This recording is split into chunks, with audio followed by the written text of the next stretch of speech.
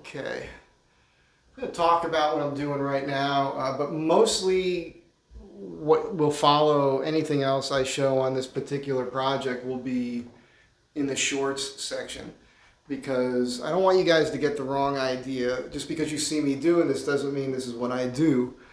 This is not really what I do. I don't enjoy this kind of work. I was doing work like this over 30 years ago. Uh, I'm doing this because I'm doing custom built-ins and woodworking for this client, and she's asking me to do things like this from time to time, and if we can come to terms with an agreement, I'm going to do it. And the main reason is I live right up the street, so there's really no commute. Right? Lunchtime, I drive up home, I make my lunch, relax for a few minutes, I come down here, I work.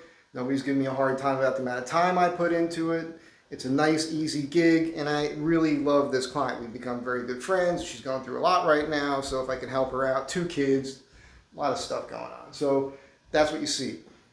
What I really do is I build furniture for a living. There's a website, MikeZDesign.com. It's antiquated, it's old. The stuff that's on there is old, but it tells you how I work and all that sort of thing. I encourage you to look there if you're actually interested in me and what I really do. I would much rather be in my shop building custom furniture. I love doing tables, boat-shaped tables, solid wood, trestle bases, exposed butterfly mortises, that sort of thing, breadboard edges, pinned, I'll do all that stuff. I like to blend Japanese traditional joinery, exposed joinery, with mid-century modern. That's kind of the vibe that my stuff tends to look like, but I can work with any parameters. My big thing is, I go to your house, you want a coffee table or a dining room table or something, and we talk, I look at what you have, what you've been collecting over the years. A lot of the people who call me are eclectic. They've been collecting really cool stuff for decades. Now they need a piece. And what I'll do is I'll be able to take little design elements from the stuff you've collected and put them all together, or a few little details here and there, so it ties everything together. It makes everything look like it was planned. That's my real thing. That's what I really do. So this is, for those of you who ask me to do anything that's this sort of thing related, it's not really my thing. I can do it if I was hard up. If I'm hard up for coin and there's no work coming in, then yeah, I'm going to do it. Right? You got to do what you got to do to pay the bills. So back to this. What I've been doing here is digging stuff out. Now there are sections that have been patched before and not well, and they didn't use the tape. I found one spot in the whole room that was patched where they did use some mesh tape. So this section of wall here was in actually okay shape. There was other spots where they taped it and it still cracked through. So one of the other things, a little tip I want to give you is when you're doing this, shave the wall with a knife because there's little imperfections. I'll show on a short later about how to properly deal with your rollers and combing them out and vacuuming them so that they don't leave contaminants in the paint when you're rolling the wall out. I'll give you little tips again in the shorts section. I actually patched this months ago. You can see how flat this is because I know what I'm doing. As I was doing this, I could feel humps in the wall. Sometimes you can hear it with your fingernails. I don't know if you can hear that. It's not too bad. Sometimes it'll sound hollow. That means you need to peel that open because it's a bubble there. And so yeah, you need to touch everything because your vision, it doesn't show you everything. And the reason why you want to get the little black marks on the wall here. Let's see if I do that without a shadow. That's from dragging the blade across the paint because there's little bumps. And the reason you want to get those off is after you put the mesh tape on and you start applying your joint compound, the knife will hit those bumps and it'll put a ripple in the joint compound. Another tip, when you're putting the joint compound on, and I'll do this for you, I'm telling you, I'll do the little shorts and I'll do a little couple tips here and there. You want to put the least amount possible and you want to lay that blade flat. You want to lay it flat to the wall and slightly angle it, and I'll go over all that. And you want to keep changing the width of the blade. By the time I'm done, I'm using a 12-inch wide blade, which feathers everything out nicely. And because there's so many cracks in every one of these walls, it's basically going to be like one big skim coat when it's done. And then one of the tricks I use, when I'm done, I'm telling you, not to be patting myself on the back or anything here. But when I'm done with this after the third coat, it's in pretty good shape without even sanding it. So what I'll do is I'll just go over it with a damp sponge just to blend it. And there's no dust really that way. These little tricks I've developed over the years. So the plan is here, as you know, it should be pretty obvious. Got to tape all this out. It's when you're doing stuff like this, when you do drywall, it's usually 3 coats.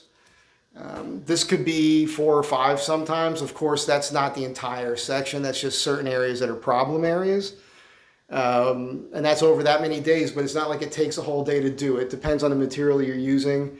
I like stuff that flows nice and easy. It's not going to set up fast on me, so it usually takes a full day for it to cure enough to where I can come back the next day. So that's what I'll be doing. And then after the walls are coated, I'm going to roll them out. Okay, another trick for you, and again, you're going to see this in the shorts. Use a 3/4 inch nap roller. Okay, holds a lot of paint, but what that does is it puts the roller texture on the new stuff that you're patching.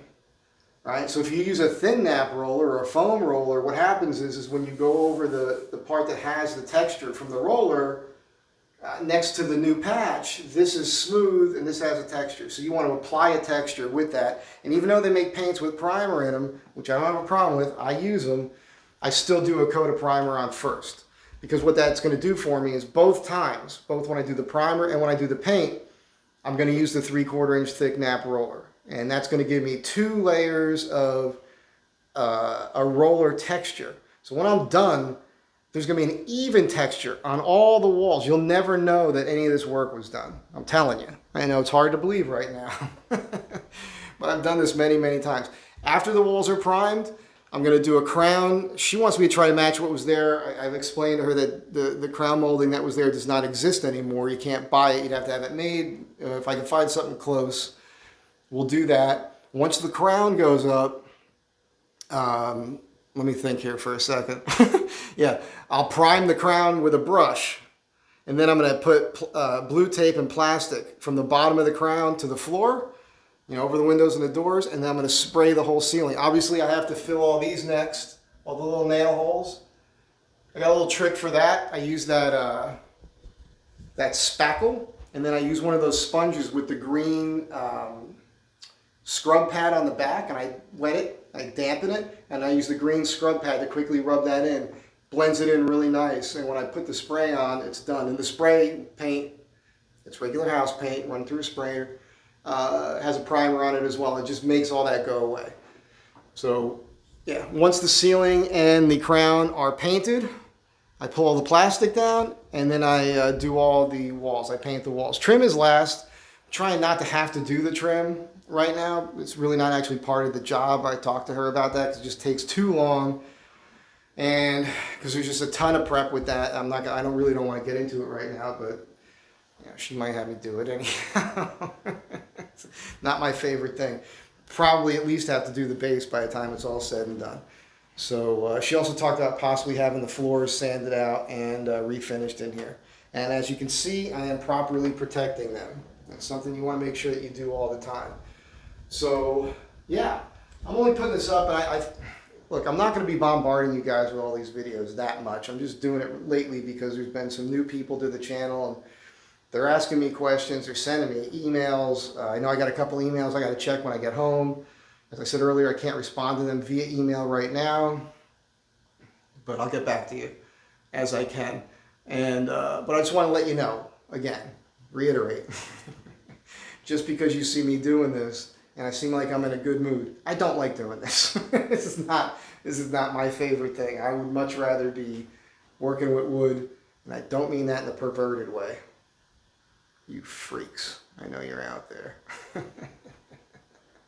I'd much rather be building furniture. So, yeah, anyhow, that's it for now. Have a good day. Be good to one another. I will catch you guys later. I'm doing a video on a knife tomorrow that got sent to me, and I contacted the company because there's some issues. They got right back to me, and they want to know what the issues are. So I'm going to do a video for them, and you guys will, those of you who are into that sort of thing, are going to enjoy it. So come back, and I'll see you again next time. Bye.